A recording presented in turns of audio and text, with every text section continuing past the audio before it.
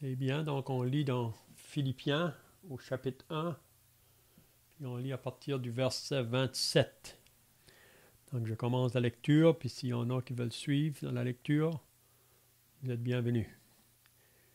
Philippiens 1, verset 27. Seulement, conduisez-vous d'une manière digne de l'évangile de Christ, afin que soit que je vienne vous voir, soit que je reste absent, j'entends dire de vous que vous demeurez ferme dans un même esprit, combattant d'une même âme pour la foi de l'Évangile, sans vous laisser aucunement effrayer par les adversaires, ce qui est pour eux une preuve de perdition, mais pour vous de salut. Et cela de la part de Dieu, car il vous a été fait la grâce par rapport à Christ, non seulement de croire en lui, mais encore de souffrir pour lui, en soutenant le même combat que vous m'avez vu soutenir et que vous apprenez maintenant que je soutiens. Si donc il y a quelque consolation en Christ, il y a quelque soulagement dans la charité, il y a quelque union d'esprit, il y a quelque compassion et quelque miséricorde, rendez ma joie parfaite, ayant un même sentiment, un même amour, une même âme, une même pensée. Ne faites rien par esprit de parti, par vaine gloire, mais que l'humilité vous fasse regarder les autres comme étant au-dessus de vous-même. Que chacun de vous, au lieu de considérer ses propres intérêts, considère aussi ceux des autres.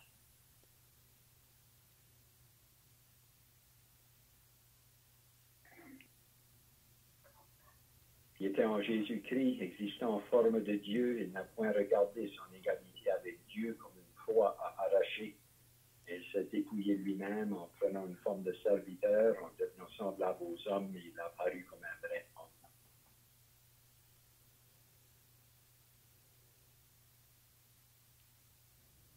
Il s'est humilié lui-même, se rendant obéissant jusqu'à la mort, même jusqu'à la mort de la croix. C'est pourquoi aussi Dieu l'a souverainement élevé et lui a donné le nom qui est au-dessus de tout nom.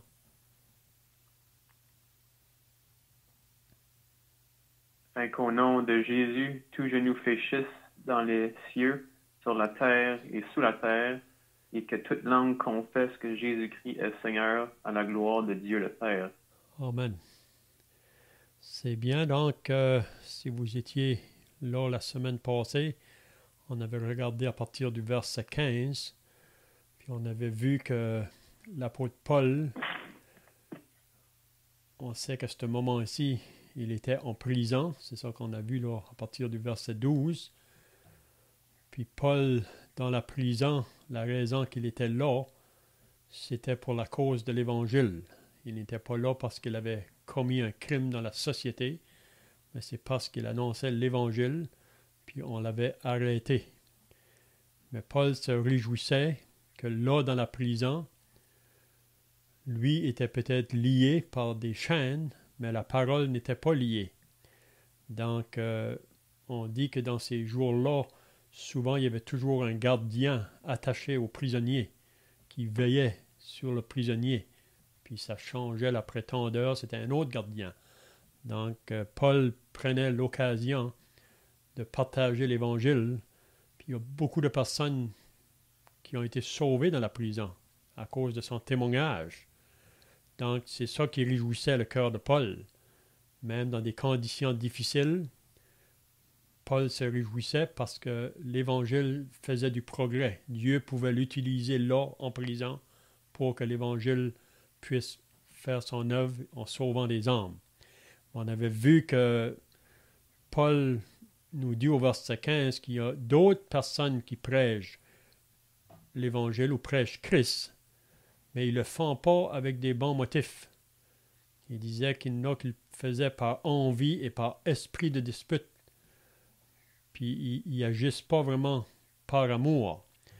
Mais on avait vu l'attitude de Paul face à ces personnes-là là, qui prêchent Christ, mais pas avec des bons motifs, pas avec l'amour. Mais Paul pouvait dire qu'importe de toute manière, que ce soit pour l'apparence, que ce soit sincèrement, Christ n'est pas moins annoncé. Parce que même si quelqu'un annonce Christ avec des mauvais motifs, ceux qui entendent le message, ils peuvent être sauvés au travers de son message. Mais c'est toujours la personne qui agit avec des motifs qui ne sont pas purs qui va perdre vraiment à la fin. Mais on voit l'attitude de Paul qui il n'a pas une rancune envers ces personnes-là. Il ne demande pas à Dieu pour lui faire du mal. Puis même Paul reconnaît que ces personnes-là font ces choses-là pour lui causer des tribulations pendant qu'il est en prison. Donc on voit que ce n'est pas des personnes qui travaillaient avec l'apôtre, mais il y en avait d'autres qui le faisaient, puis qui travaillaient avec l'apôtre Paul.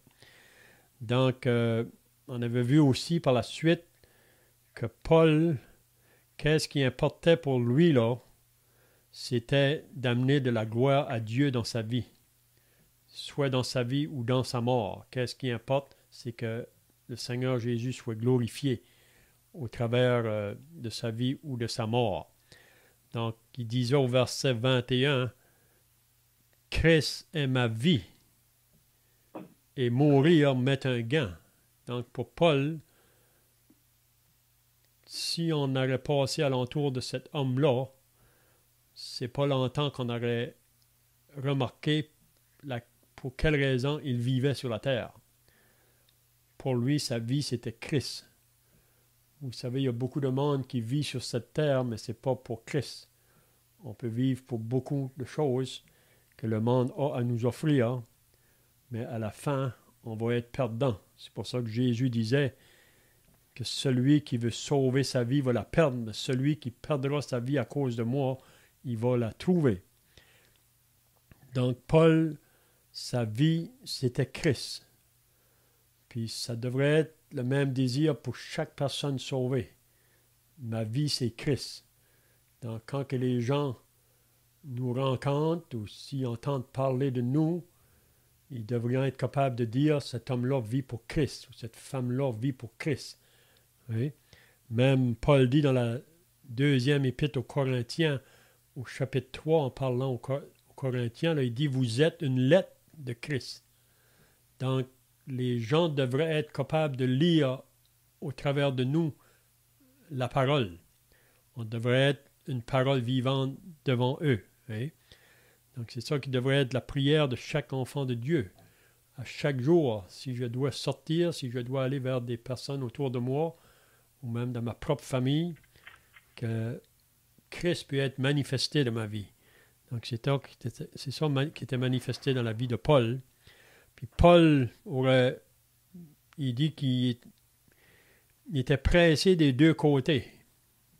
Il aimerait de s'en aller, ce qui serait beaucoup le meilleur pour être avec Christ.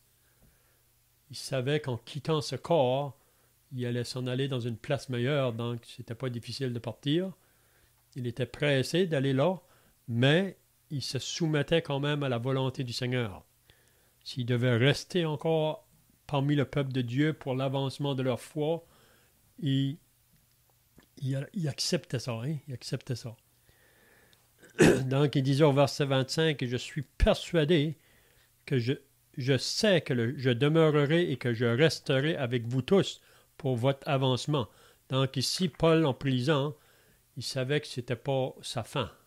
Il y avait une conviction que ce n'était pas le temps encore de partir pour lui, qu'il irait encore parmi les chrétiens. Vous savez qu'il y a eu 3 emprisonnements, l'apôtre Paul. Puis sa dernier emprisonnement, quand il se trouvait à Rome, quand il a écrit sa 2e lettre à Timothée, il savait que sa fin était arrivée. C'était juste question de jours qu'il serait décapité. Mais ici, on peut voir qu'il croyait que le Seigneur allait encore le relâcher pour un temps pour aller vers les croyants. Donc, c'est ça qu'on a vu un peu la semaine passée. Là. Je ne sais pas si vous étiez là, si vous avez d'autres pensées. Sinon, on va commencer au verset 27.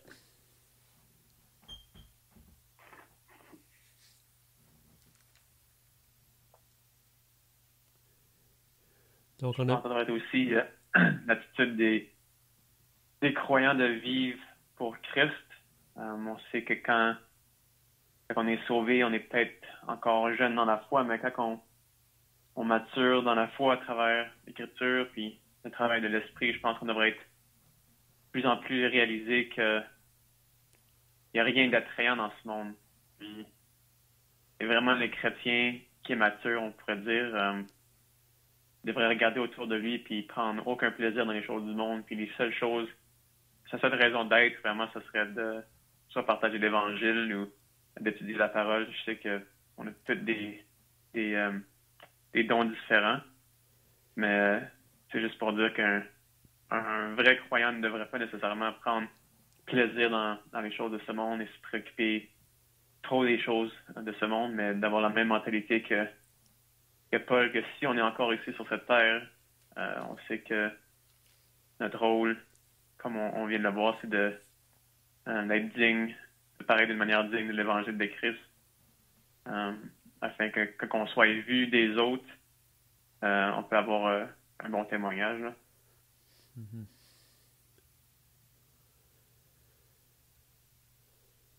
Oui, c'est ça qu'on avait vu aussi, là. Des pensées sur Okay.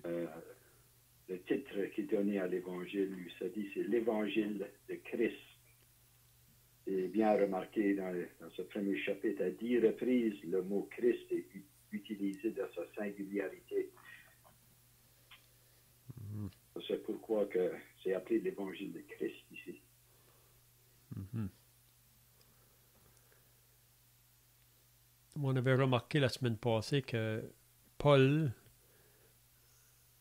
il est allé là 10 ans passés à Philippe quand il a annoncé l'Évangile.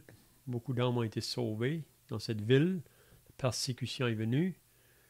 Mais 10 ans plus tard, quand il écrit sa lettre, c'est ça qu'on voit au début du chapitre 1, là, qu'il pouvait se réjouir vraiment, puis il rendait grâce à Dieu que ces croyants-là avaient commencé avec le désir de partager l'Évangile, puis 10 ans après, il y avait encore le même désir.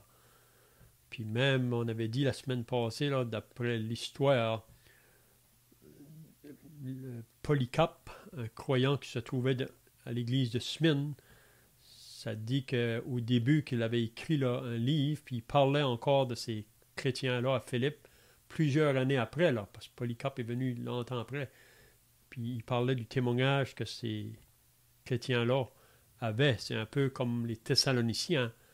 Et ça dit qu'on entendait parler de leur foi partout, dans le monde entier. Donc, on voit ça avec les croyants de Philippe.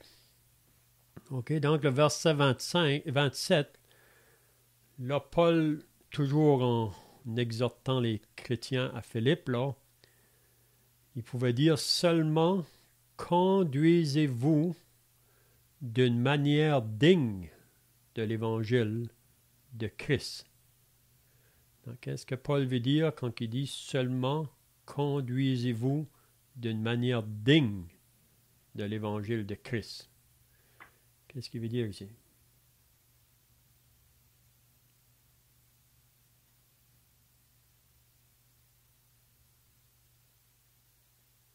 Donc, je crois que Paul veut nous dire que si on vit Christ,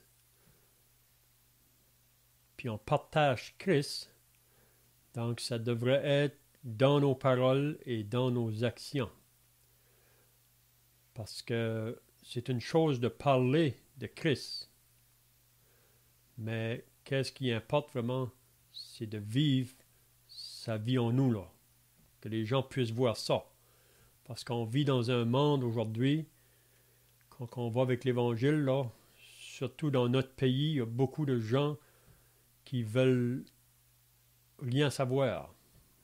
Pour la plupart, ils sont beaucoup indifférents, même ils rejettent. Puis ils disent qu'ils ne veulent plus croire ou qu'ils sont des athées ou quoi que ce soit. Puis une des raisons de cela, vraiment, c'est parce que les religions autour de nous, ou ceux qui prétendent annoncer l'Évangile, souvent ils ont les paroles, mais ils n'ont pas la vie pour appuyer leurs paroles. Donc, c'est un peu comme si vous lisez dans Romains chapitre 2, en parlant du peuple d'Israël, Paul dit que à cause de leur manière de vivre, Israël était censé être un témoignage pour les nations, une lumière pour les nations alentour. Mais à cause de leur éloignement de Dieu, ils avaient la parole, ils avaient le langage, mais ça dit qu'ils poussaient les païens à blasphémer Dieu à cause de leur manière d'agir. Puis il y a beaucoup de gens aujourd'hui qui rejettent Dieu parce qu'ils ont eu beaucoup de scandales qu'ils ont vus même dans la religion des hommes autour d'eux. Donc ils disent, si c'est ça Dieu, on n'est pas intéressé. Donc c'est souvent une des raisons pourquoi il y a beaucoup de gens, surtout dans nos pays, même en France, j'ai remarqué que beaucoup de personnes professent d'être athées. Puis une des raisons pour moi, c'est qu'ils ont vu des personnes, mais ils n'ont pas vu la vie en arrière. Donc ici, je crois que c'est ça que Paul veut nous faire comprendre, que c'est très important si on professe d'appartenir au Seigneur. Donc, on doit avoir une conduite qui est digne de ce message-là que nous portons. Hein? Puis Paul va dire aussi, afin que soit que je vienne vous voir, soit que je reste absent, parce que Paul n'est pas parmi eux présentement, il n'est pas là corporellement, il est absent, mais il voudrait que ces chrétiens-là soient pareils que quand il est au milieu d'eux, que quand il n'est pas au milieu d'eux. Hein? Parce que parfois, on peut être d'une manière quand il y a peut-être des serviteurs alentour, mais quand le serviteur n'est plus là, on vit d'une autre manière. Puis c'est ça que Paul veut nous faire comprendre ici, là. Pour les croyants de Philippe, il disait, je veux que vous soyez dignes de l'évangile de Christ, soit que je vienne vous voir ou soit que je sois absent, j'entends dire de vous que vous demeurez fermes. Puis là, il mentionne deux choses, fermes dans un même esprit, combattant d'une même âme pour la foi de l'Évangile. Je ne sais pas si les frères ont d'autres pensées là. Si quelqu'un a des questions ou d'autres pensées à ajouter.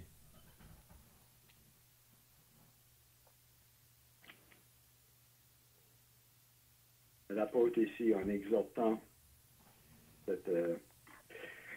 les chrétiens ici, si on regarde ce que vous avez vu la semaine passée, il dit que Christ sera glorifié dans mon corps avec une pleine assurance, soit par ma vie, soit par ma mort, car Christ est ma vie et mourir m'est un gain. Donc l'apôtre peut encourager cela parce que lui, il l'a vécu lui-même. Donc il y a une vie associée avec l'Évangile. Et l'apôtre Paul peut les exhorter parce que lui avait déjà ce témoignage-là d'établi pour lui-même et puis enseigner les autres.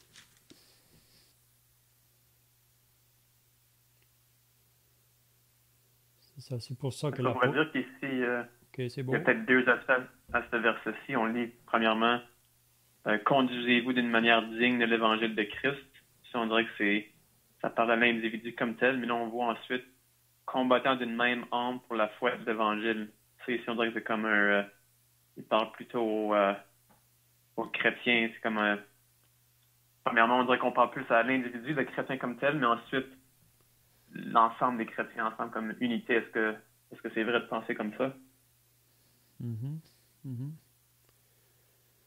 Oui, c'est ça, en parlant tout l'ensemble, si on peut dire là, que j'entends dire de vous, hein, que vous demeurez fermes dans un même esprit, donc avoir tous un même esprit, un même désir là, de faire connaître le message, combattant d'une même âme pour la foi de l'Évangile. Donc on devrait être un quand ça vient pour annoncer le message. On n'a peut-être pas toutes les mêmes capacités, on n'a pas toutes la même mesure peut-être, mais on est tous responsables, du plus jeune au plus vieux, dans la vie chrétienne, on est tous responsables dans nos vies de chaque jour de faire connaître ce message-là, soit par nos paroles ou dans nos actions. Ça prend les deux vraiment. Il y en a des fois qui vont dire, il faut vivre, mais c'est vrai qu'il faut le vivre, mais aussi il faut en parler. Hein? Donc, qu'est-ce que le frère disait tout à l'heure, là, que Paul lui-même vivait ça, donc il pouvait l'enseigner. Donc, c'est ça qu'il nous dit au verset 17 du chapitre 3, là. quand il dit « Soyez tous mes imitateurs, frères, et portez les regards sur ceux qui marchent selon le modèle que vous avez en nous. » Donc, c'est toute une parole, ça, de pouvoir dire « Soyez mes imitateurs ». Parce que lui-même était un imitateur de Christ, donc il voudrait que les gens aussi puissent le regarder comme quelqu'un qui a une bonne influence pour leur vie, là. Puis pas seulement lui, il mentionne aussi d'autres. Hein? Puis on va voir dans le chapitre 2, là, qui mentionne plusieurs exemples là, qui sont des bonnes influences hein, sur les enfants de Dieu ou le peuple de Dieu. OK, donc, à moins que vous avez d'autres choses, là, on va voir le verset 28.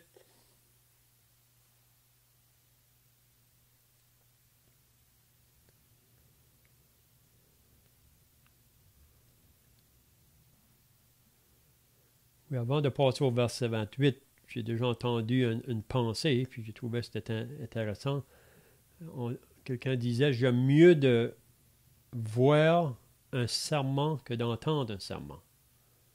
Qu'est-ce qu'il voulait dire vraiment? Le serment ou la parole annoncée, c'est pas suffisant. Il faut aussi que nos vies soient en arrière. Puis comme qui vient d'être dit, Paul était vraiment un exemple de cela. Puis on est tous demandés à être des exemples pour Christ quand on va avec l'Évangile. Hein? Donc le verset 28, maintenant, il va dire « Sans vous laisser aucunement effrayer par les adversaires ». Donc ici, Paul dit aux croyants de Philippe de ne pas se laisser effrayer, parce qu'il y a toujours des adversaires. Si on veut être des personnes qui vont faire connaître Christ autour de nous, un moment ou l'autre, on va rencontrer l'opposition, l'adversaire, le diable, que lui, s'il y a une chose que le diable n'aime pas, que les croyants font, c'est de parler de son sauveur, de partager l'Évangile. Le diable a une haine contre ça. Puis il va faire tous ses efforts pour nous empêcher. Il va essayer de mettre des oppositions hein, partout. Mais là, Paul dit à ces chrétiens-là de Philippe de ne pas se laisser effrayer par les adversaires. Il y aura toujours des adversaires qui vont vouloir s'opposer. Parce que vous savez que c'est possible pour l'adversaire de nous effrayer, de nous faire peur, de nous geler, si on peut dire, qu'on ne fait pas rien. Hein? Puis on a l'exemple de ça, on est en train d'étudier ça dans les Actes des Apôtres, au chapitre 4, si vous vous rappelez, si vous étiez là, que les apôtres, au début, c'était leur désir de communiquer Christ. Mais dès le début, ils ont rencontré l'opposition. Et les chefs religieux, ils les ont menacés même, ils ne voulaient pas qu'ils parlaient de ce nom-là. Mais si vous vous rappelez, Pierre et Jean ont dit, jugez-en vous-même s'il faut obéir à Dieu, qu'aux hommes, nous, on va obéir à Dieu. Donc, ils ne sont pas laissés effrayer. Mais il y a une possibilité qu'on peut se laisser effrayer. Mais ça, le diable est content dans ce temps-là. Donc, ce qui est pour eux, puis si vraiment qu'on persévère, on ne se laisse pas intimider par les adversaires, ça va démontrer pour eux que c'est une preuve de perdition pour eux autres. Mais pour vous, il dit de salut. Hein? Donc, je ne sais pas si vous avez d'autres pensées là.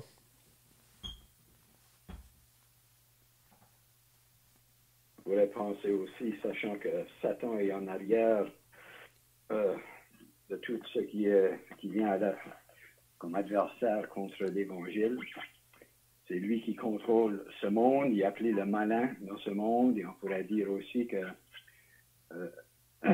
l'adversaire qui contrôle ce monde peut utiliser les autorités afin de pouvoir arrêter le progrès de l'Évangile. Et je mentionne souvent l'effet du COVID et toutes les restrictions qui nous ont été affligées ici. C'est dur à prêcher l'Évangile avec une marche sur un coin d'une rue, si ça viendrait à cela. Donc, il y a toutes des choses qui viennent à jouer. Et on voit en arrière de cela, c'est juste Satan pour mettre tout le monde sous une sorte de grand esclavage qui n'a jamais même été vécu en Égypte parce que le peuple d'Israël était là. Et c'est pour ça qu'il faut il faut prier le Seigneur qui nous donne la sagesse face à la condition qu'on est tout de suite, parce que il y a toujours une possibilité de pouvoir annoncer l'Évangile, même dans les conditions les pires où qu'on pourrait être.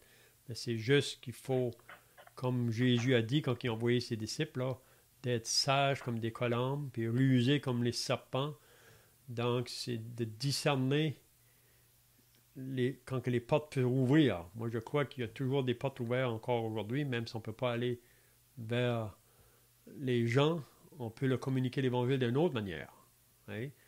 Donc, je pense que c'est bien que chacun de nous, si on est exercé pour communiquer le message, c'est placer ça dans la prière, puis le Seigneur peut ouvrir les portes pour qu'on puisse le faire. Parce que vous savez que Jésus a dit, « Je bâtirai mon Église et les portes de l'enfer ne prévaudront point contre elle. » Le diable est vraiment décidé, mais si on est exercé, il n'y a personne qui va pouvoir nous arrêter de communiquer le message. Donc, je ne sais pas si vous avez d'autres pensées là.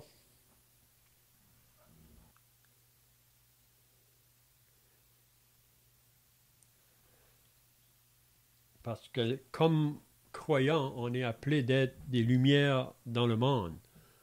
Et vous savez, face aux ténèbres, quand que la lumière arrive, les ténèbres fuient. Hein? Donc c'est pour ça qu'on ne devrait pas avoir peur des ténèbres. Le diable ou l'adversaire, c'est ça qu'il veut faire, lui. Il veut nous faire peur. Mais si on recule vraiment, c'est eux, on dirait c'est un peu comme les enfants d'Israël quand ils avançaient. Alors, on voit que même la ville de Jéricho avait crainte du peuple de Dieu. Ils savaient que ce peuple-là était associé à Dieu. Mais il fallait que le peuple avance. Quand que Dieu y a dit d'entrer dans le pays, il faut qu'il avance. Mais parfois, on peut être arrêté. Puis le verset 29 nous dit vraiment une autre chose. Quand il dit « Et cela de la part de Dieu, car il vous a été fait la grâce par rapport à Christ. » Donc, il dit qu'il nous a été fait une grâce là, par rapport à Christ, non seulement de croire en lui. Donc, c'est vraiment une grâce qui nous a été faite, qu'on a cru au message de l'Évangile. Ce n'est pas qu'on l'a mérité, on n'était pas plus que les autres. C'est simplement sa grâce. Mais aussi, encore de souffrir pour lui. Donc, il nous a fait la grâce qu'on croit en lui, qu'on soit sauvé, mais aussi, il nous fait grâce aussi de pouvoir souffrir pour son nom. Puis quelqu'un a dit une fois que si on n'est pas prêt à souffrir pour lui, on n'est pas prêt à parler de lui. Parce qu'on ne peut pas parler d'un Christ méprisé, rejeté, sans connaître aussi la même chose. C'est pour ça que Jésus disait à ses disciples, « Si le monde vous haït, sachez qu'il m'a haï avant vous. » Hein? Donc, le serviteur n'est pas plus grand que son maître. S'ils m'ont persécuté, ils vous persécuteront. Donc, on ne peut pas se détourner de cela. Hein?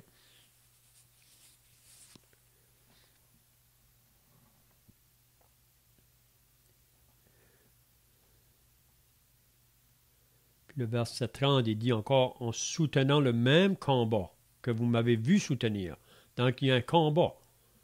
Et la vie chrétienne, c'est un combat, parce qu'on a à faire face à l'adversaire. L'adversaire se manifeste sur trois manières. Le diable lui-même, le monde et la chair. Hein? Mais il y a un combat à livrer. Donc, Paul dit, en soutenant le même combat que vous m'avez vu soutenir. Donc, les chrétiens sont des témoins que Paul vraiment soutient un combat dans le travail de l'Évangile. Et que vous apprenez maintenant que je soutiens. Puis, il continue toujours à combattre pour ce message-là. Hein? Donc, je ne sais pas si les frères ont d'autres pensées ici, là, ou quelqu'un a des questions. On pourrait penser juste à l'apôtre Paul et son exhortation à Timothée de ne pas être timide. Ça c'est du côté juste personnel, mais Dieu peut donner grâce à ceux qui ont la timidité, qui sont timides de nature.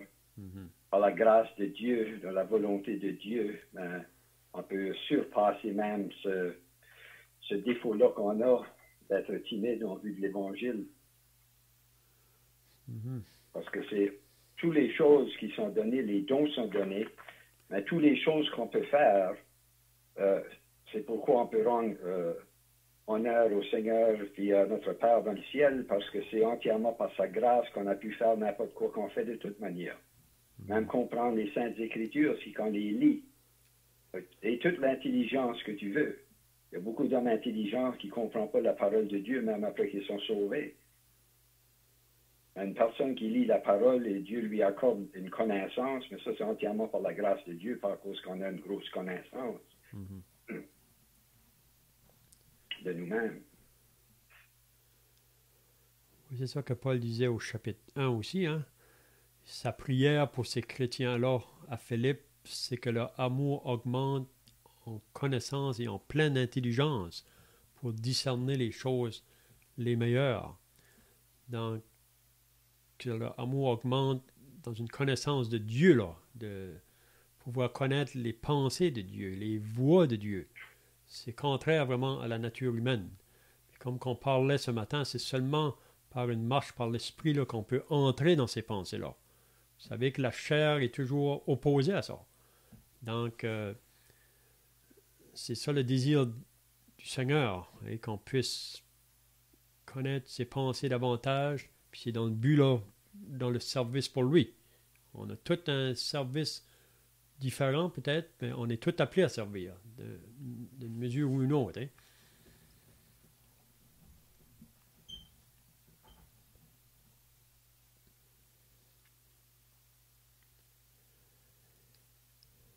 Donc, est-ce que vous avez d'autres pensées là ici, la fin du chapitre 1?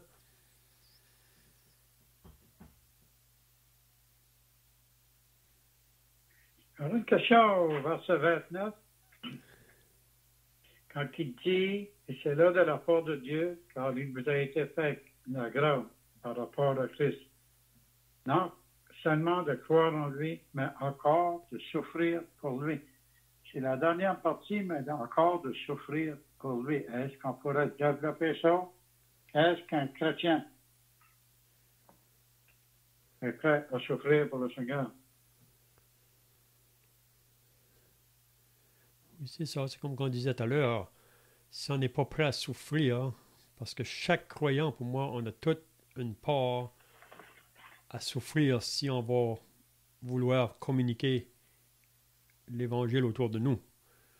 Puis, même parfois, même pas le parler, mais si on doit vivre l'Évangile, donc si vous êtes au travail, puis votre vie est caractérisée par une vie pour Christ, il y a de la souffrance là, à porter, une part de souffrance. Il faut être prêt même à être solitaire. Et parce que peut-être les hommes au travail, ils veulent que vous alliez avec eux les fins de semaine. Et dans toutes sortes de choses que le monde a à offrir, ces temps-ci, c'est plus difficile là, parce qu'ils sont arrêtés à cause de la pandémie. Mais vraiment, l'homme vit seulement pour les choses de ce monde, le plaisir. Mais nous qui sommes chrétiens, quand on est à l'ouvrage, puis peut-être ils vont nous approcher pour qu'on puisse aller avec eux autres. Mais là, ça prend du courage pour leur dire non. C'est pas qu'on ne peut pas aller. Mais parce qu'on est sauvé, on sait que ce n'est pas une place pour nous à aller. Hein? Donc, ils vont se moquer de vous autres. Ils vont vous rejeter ou mépriser. Donc ça, c'est une part de souffrance. Mais Dieu nous fait grâce qu'on puisse souffrir pour lui. C'est une grâce, vraiment. Hein? Même l'apôtre Pierre, si on lit l'épître de Pierre, Pierre parle beaucoup de la souffrance. Puis même qu'il dit dans le chapitre 4 de Pierre que si quelqu'un souffre comme un chrétien, simplement de dire que vous êtes chrétien, il faut vous attendre que vous allez connaître de la moquerie ou du mépris ou du rejet au travail ou à l'école ou partout où vous pouvez être. Mais il ne faut pas avoir honte de souffrir pour ce nom-là. Puis je me rappelle, plusieurs années passées, quelqu'un est arrivé pour me dire qu'on se moquait de lui à l'école. Puis là, j'ai fait comprendre ça. Si on se moque de toi pour la cause de Christ, tu ne devrais pas avoir honte. Tu devrais plutôt te réjouir. Hein? Mais Dieu nous fait une grâce. on a la provision pour le faire. Oui. Donc, je ne sais pas si ça aide à comprendre. Peut-être les autres frères ont d'autres pensées là. On pourrait dire c'est l'expérience de la plupart des personnes qui n'ont jamais été sauvées.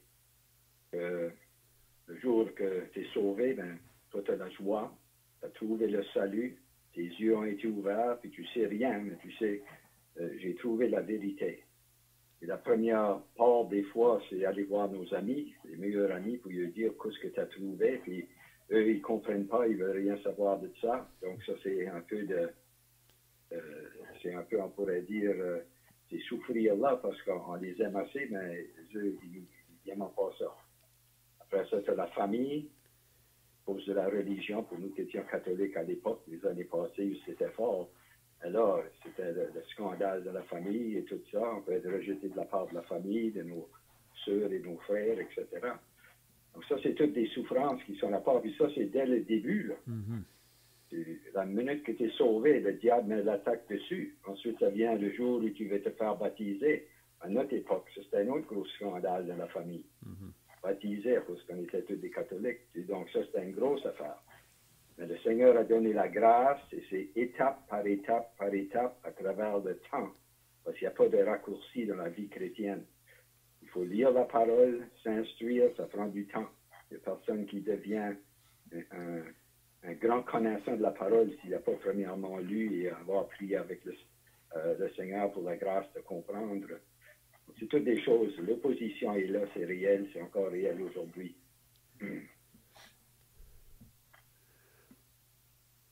Oui, même comme chrétien, il y a toujours une possibilité, si on ne marche pas une vie par l'esprit, parce qu'il y a toujours la chair qui s'oppose à cette vie-là.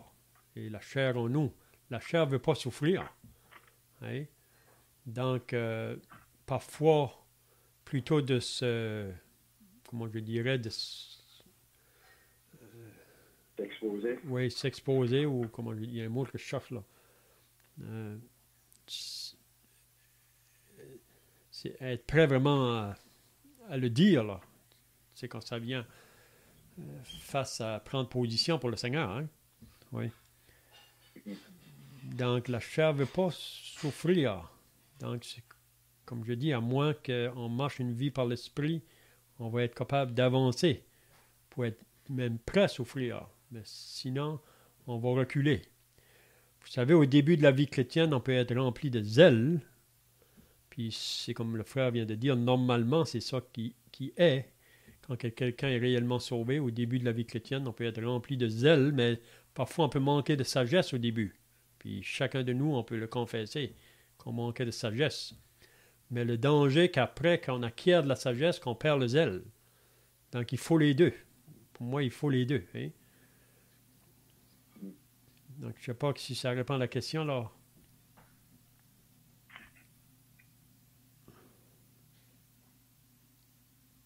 Est-ce qu'il y a d'autres choses à ajouter là, à la fin du chapitre 1? Sinon, on va passer au chapitre 2.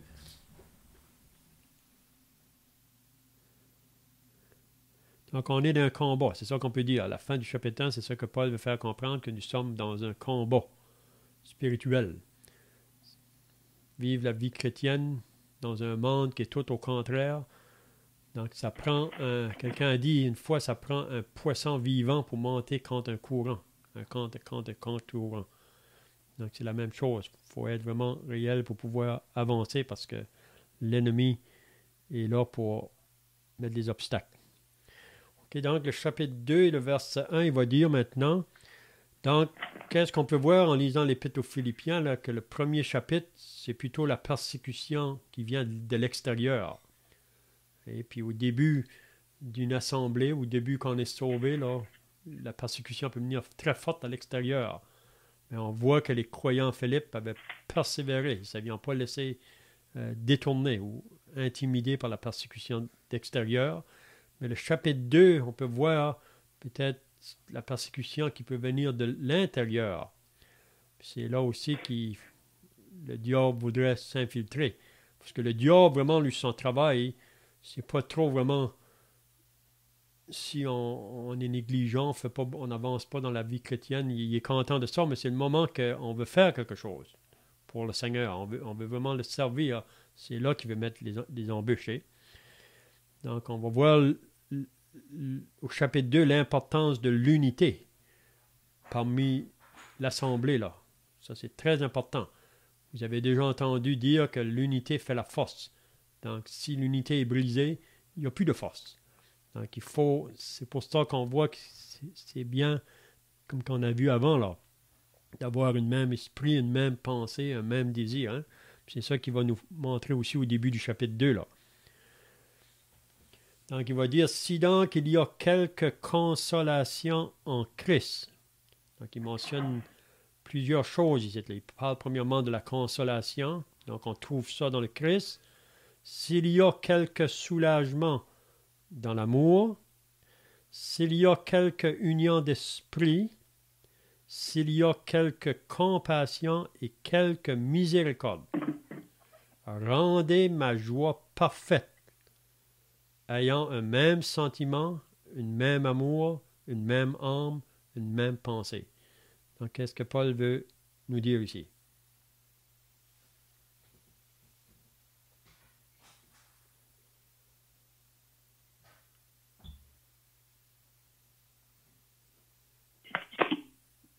On peut voir là vraiment le caractère de Christ dans nos vies. Parce qu'on voit que le Seigneur Jésus-Christ, dans ses sentiments, l'amour, dans ses pensées, tout est en accord. Mais comme nous, comme chrétiens, si on n'est pas en accord avec ça, puis on n'a pas vraiment la vie de Christ en nous, ces choses-là, on va avoir de la misère avec ça.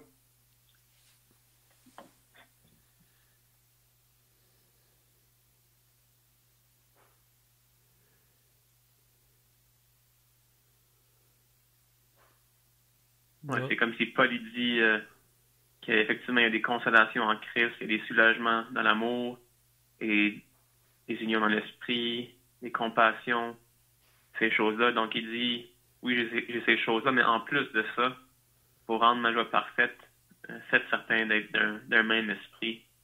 C'est ce qu'on est au chapitre 2, là. Mm-hmm. Donc, la pensée qu'on pourrait dire, c'est qu'est-ce que nous trouvons en Christ. Paul dit que ça devrait être trouvé parmi nous. Nous, parmi les chrétiens. Hein? Donc, si on trouve la consolation en Christ, du soulagement dans l'amour, qu'il y a une union d'esprit, une compassion, une miséricorde. Donc, nous, on devrait aussi, dans nos vies, l'un envers les autres, manifester ces choses-là. Parce que vous savez que vous pouvez être une source de consolation pour les autres. Et vous pouvez amener un soulagement si vous manifestez de l'amour dans votre vie envers les autres. Donc, comme Christ, on trouve ces choses-là en Christ, Paul dit, rendez ma joie parfaite en ayant les mêmes sentiments, un même amour, une même âme, une même pensée. Donc, c'est l'idée de l'unité, c'est l'importance de l'unité. On vit pour la même chose, hein? On a le même désir, le même esprit.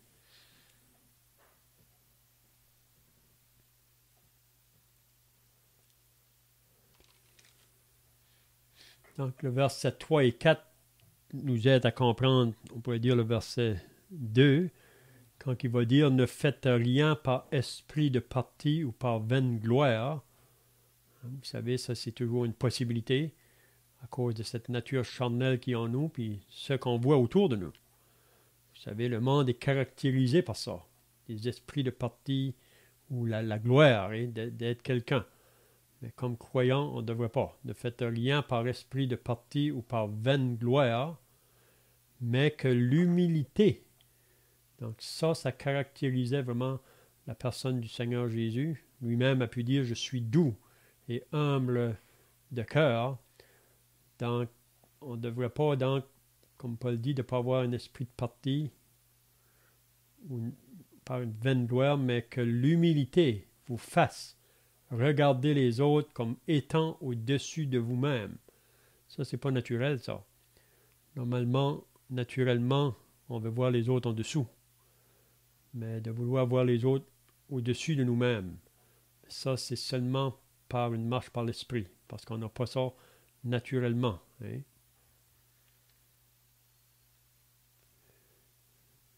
Le contraire de l'humilité, c'est quoi?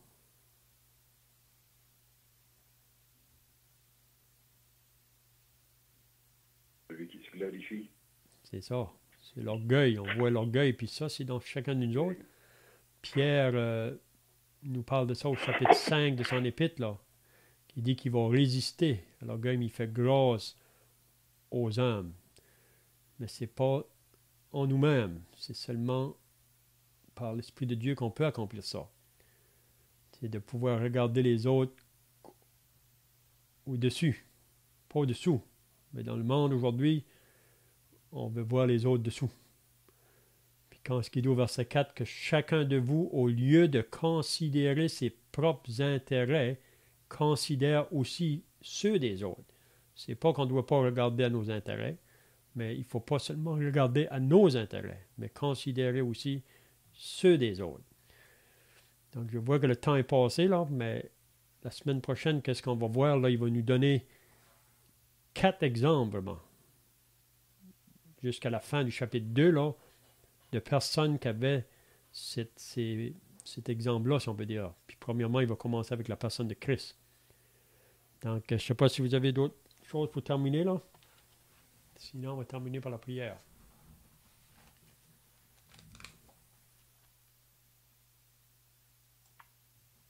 Père Céleste, encore une fois, on vient dans ta présence, au nom de ton Fils, le Seigneur Jésus-Christ. On te remercie pour le salut par grâce. On te remercie pour son œuvre à la croix, pour nos péchés. On te remercie également pour tes saintes écritures, les privilèges d'avoir une traduction qu'on peut lire. On te remercie que ces saintes écritures ont été préservées à travers les années. On te remercie même pour la liberté dans ce pays, dans nos provinces et même dans nos demeures, pour ouvrir ces paroles et même de pouvoir voir les chrétiens du premier siècle, ce qui passe à travers les épreuves. Et on sait que les choses n'ont pas changé, on sait que les choses de Dieu, les vérités n'ont pas changé, même la persécution. Satan est encore le même et le cœur de l'homme est encore le même. Alors on te remercie que ta parole reste fidèle. Aujourd'hui même, on prie qu'on puisse s'appuyer dessus de jour en jour et apprendre d'elle pour nous transformer de l'intérieur, de devenir plus comme la personne de ton Fils unique. On te prie pour l'aide, de te conformer comme lui, avoir un cœur comme le tien, un cœur qui haït le péché, et un cœur qui aime les choses d'en haut. Aide-nous à garder les yeux sur les choses invisibles, les choses qui sont éternelles. Aide-nous à avoir un cœur de compassion pour les âmes qui périssent, même encore en ces derniers temps. On sait qu'avec la COVID et toutes les restrictions, peut-être un peu plus difficiles, au Père, mais donne-nous des occasions, ouvre-nous des portes pour rejoindre du monde, que ce soit nos voisins, membres de la famille, personnes au travail. Aide-nous à vivre de l'Évangile comme Paul pouvait le faire lui-même. On sait que c'est simplement par ta grâce. Alors aide-nous à le faire par ta grâce et de mettre l'orgueil et toutes ces choses à mort. Alors on te remercie encore pour ce temps dans tes Écritures. On prie que tu puisses nous préserver de tout mal et de toutes choses qui pourraient nuire à notre vie spirituelle. Et on te remercie encore pour le Seigneur Jésus en son nom. Amen. Amen.